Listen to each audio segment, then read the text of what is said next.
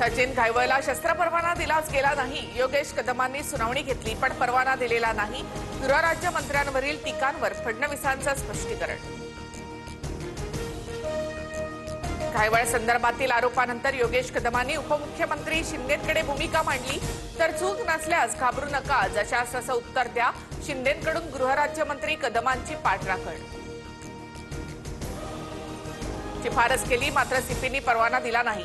कुणाचा दबाव होता याची चौकशी होणार। कोणाचीही चूक असल्यास ऍक्शन घेण्याच्या सूचना। घायवळ प्रकरणात अजित पवारांकडून स्पष्ट। पोलिसांनी नाकारल्यानंतर सुद्धा घायवळला शस्त्र परवाना कसा मिळाला?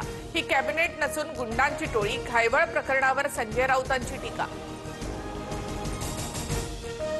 ओबीसींना बर्बाद करणारा जीआर रद्द झालाच पाहिजे, अन्यथा मुंबई पुणे ठाणे जाम करणार। नागपुरातील ओबीसी मोर्चातून विजय वडेट्टीवार यांचा इल्गार।